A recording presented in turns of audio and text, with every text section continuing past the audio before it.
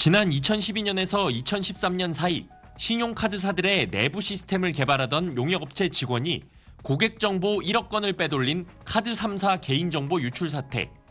당시 검찰과 금융당국은 합동수사단을 꾸려 수사에 나섰고 고객 개인정보를 부실하게 관리한 혐의로 농협과 KB, 롯데카드 등 3개 회사 경영진들을 기소해 유죄가 확정됐습니다. 하지만 거의 전 국민의 개인정보가 유출된 걸로 파악된 이번 사태에서 쿠팡의 관리 책임을 묻기 위한 수사는 사실상 불가능한 걸로 확인됐습니다. 지난 2023년 2월 개인정보보호법이 개정돼 안전성 확보에 필요한 조치를 하지 않은 자에 대한 처벌 조항이 삭제됐기 때문입니다. 당시 정부가 형벌은 완화하되 기업의 경제적 책임은 강화하는 방향으로 전환하겠다며 형벌 대신 과징금을 올리는 방향으로 입법한 결과입니다.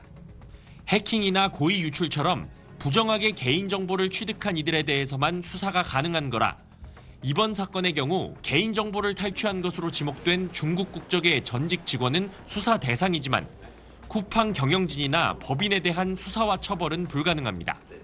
검찰 관계자도 SBS에 대검 등 수사기관에 쿠팡 고발장이 여러 건 접수됐지만 관리 책임에 대한 수사에 착수할 방법은 현재로선 없다고 밝혔습니다.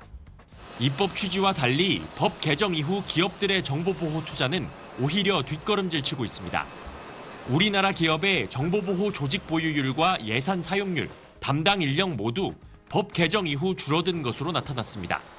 사태 파장이 커지는데도 김범석 쿠팡 이사회 의장은 묵묵부답으로 일관하는 가운데 쿠팡 경영진에 대한 형사 책임조차 따질 수 없다는 사실에 이용자들의 분노는 더 커질 걸로 보입니다.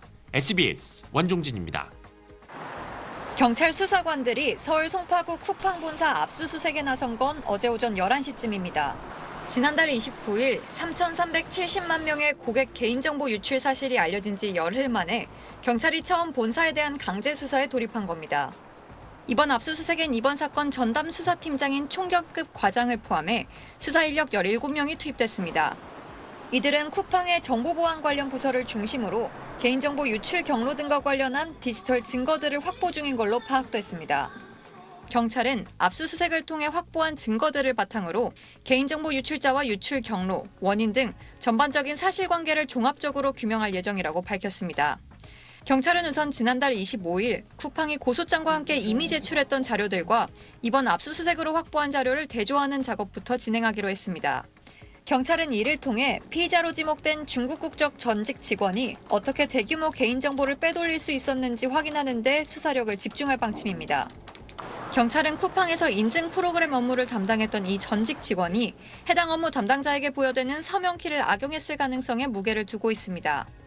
경찰은 이번 압수수색이 쿠팡의 보안 허점을 짚어내기 위한 건 아니라고 선을 그었지만 용의자 추적과 함께 압수물 검토 과정에서 쿠팡의 보안 체계에 대해서도 들여다볼 전망입니다. SBS 동은영입니다.